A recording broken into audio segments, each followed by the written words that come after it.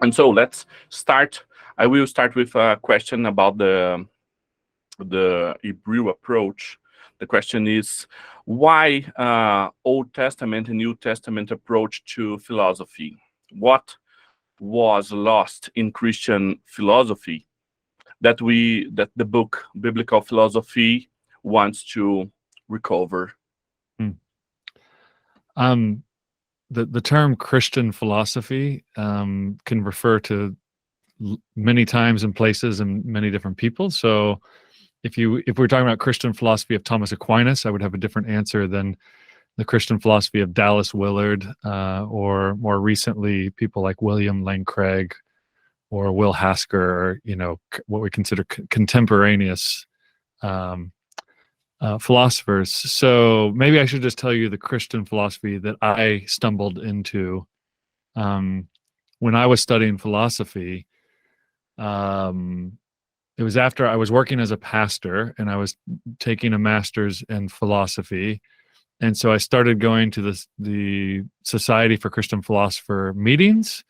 And I very quickly realized that not many people were quoting Kierkegaard or maybe even Hegel or Nietzsche. They were pretty much quoting modern philosophers, maybe Pascal in some very weird ways, but essentially modern philosophers of the 20th century, and conversations about philosophy, the philosophy of religion, metaphysics, and they were coming at it through what we call the analytic philosophical lens, where it really, especially when it comes to things like how do people know things, the question came down to, well, how do we know that Pedro knows knows X? Well, then we have these thought experiments where we think about one fact in one situation where one person at one point in time can know this one fact and can justify that they know this one fact. And we have a theory of truth that justifies that the fact can be known.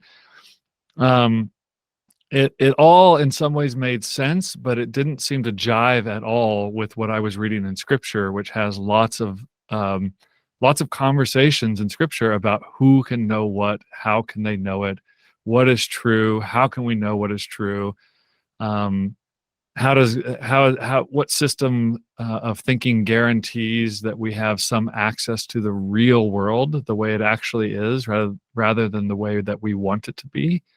And so I just saw a very great divide between what philosophers were doing, even Christian philosophers, and what Scripture was doing with the same topics of epistemology, metaphysics, logic, biology, etc. And so the question arose in my mind was, I naively thought, well, if I present them with what is going on in Scripture, like say, here's the discussion going on in Scripture, here's the discussion you guys are having over here, you guys are Christians or theologians, maybe you'd be interested in connecting what you're saying to what's going on in Scripture in some deep or profound way. And I was a little shocked that most people were not actually interested in that. And in fact, my first book, I had a pretty heavy critique of Alvin Plantinga, who was very good friends with my doctoral supervisor.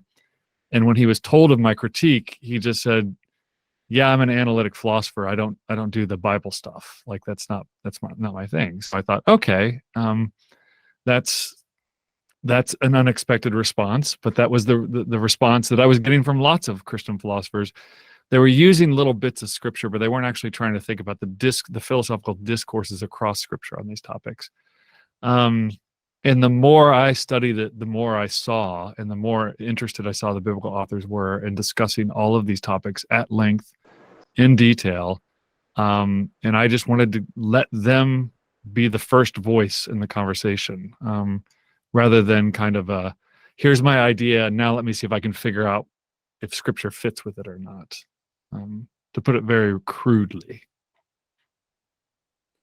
Nice, very nice. When we think in the philosophers, even in the Christian philosophers, we have you use this example always.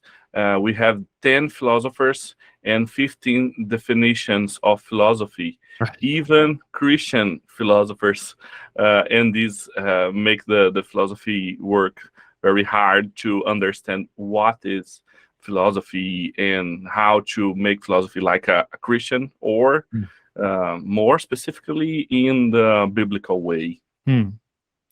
Yeah, I'm also, okay, this is the pastor in me, but I also don't think the word Christian can really apply to anything but a human being in any way. And so, we could say, is there a way that Christians should do philosophy? Then I would say, well, yeah. And is there a way that Christians should do ethics? Is there a way that Christians should do bioengineering?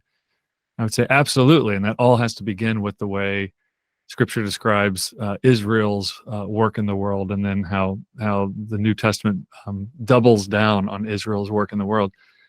So I think I was just a little surprised that you could find philosophers who were basically making theological arguments completely disconnected from the Scripture. Even if I thought what they were saying was correct, they couldn't necessarily connect the thinking of Scripture to what they were saying.